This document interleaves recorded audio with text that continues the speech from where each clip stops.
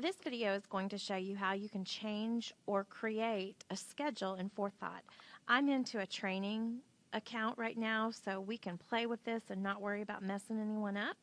So I'm going to go ahead and click in Forethought, and you will notice it's a pretty basic schedule. We have math set up, we have science, we have social studies. That's about it for this training one. But this is last year's schedule, so I obviously need to update it. I'm going to click Change My Settings in the lower left-hand corner. From there, I'm going to choose My Schedules. If I have multiple schedules, I'll see them all, but the only one I have is the 2011-12 schedule. So if I'm teaching the exact same grade level and I just need to update the order of my classes or maybe the name of my classes, I could click on it and hit Edit Schedule. However, if I changed grade levels or had any real significant change, I'm going to encourage you to remove the schedule and start over again. And that's what we're going to do here. So I click Remove Schedule. Don't worry, you're not going to lose anything from what you did the previous year. So I'm going to type in 2012, if I can click into it, 2012 to 13. You can name it whatever you want. You're the only person that's going to see that name. The first thing I need to do is add an entry.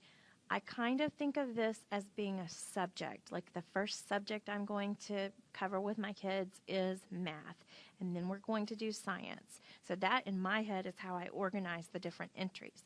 If you're a secondary teacher or a teacher who works with a departmentalized grade level, you may only have one or two subjects, and so you may not even need to put them in the same order. It's up to you. So I click Add an Entry. The first option is a course with learning standards, and that's where I'm going to go connect the TEKS. So that's important. The next one is a course that mirrors another course. I would stay away from this. The time that's most beneficial is if you teach 4 math courses in a day and you do exactly the same thing. But my personal preference would be not even to mess with the mirror, just have it listed on your page once. The special entry is if you need to be able to put in special notes like this is our lunchtime and these kids go here and these kids go here, or this is recess. Probably not all that helpful for you day to day. It might be helpful to a substitute teacher though. So most of our courses are going to be the course with learning standards.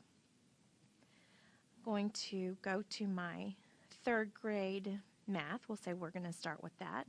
I click Next in the lower right-hand corner. I can rename it here, so if I wanted to put in the time of day I was going to be covering math just to kind of help me keep a schedule, that's fine, but it's not necessary. I click Next. I'm going to go ahead and add in a couple more. So I'm going to go back to a course with learning standards, and now we're going to do social studies. I'll leave it named that. I'll add a 3rd entry. And this time we'll do English Language Arts next. Leave it named that. If I need to arrange them, I can click on it and I can move this one up. I can do anything like that.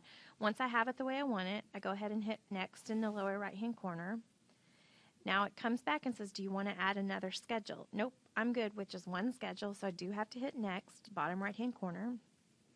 Now it says, congratulations, you're finished. So I click the Begin Using Forethought. So that's as easy as it is to create a new schedule. Now one more thing I want to point out. If you can notice in the upper left-hand corner in this small calendar, the days that are bold, so this 12th, the 12th is bold, the 5th, the 6th, those are days, if I click on those, it's going to have the previous schedule stamped on it. So if I go back to the 5th, you're going to see what we had before, math, then science, and social studies. But if I click on a day that has not already been stamped with a schedule, so it's one of them that's unbold, you're going to see the schedule I just created, math, English, social studies. So from here on out, it's going to have that.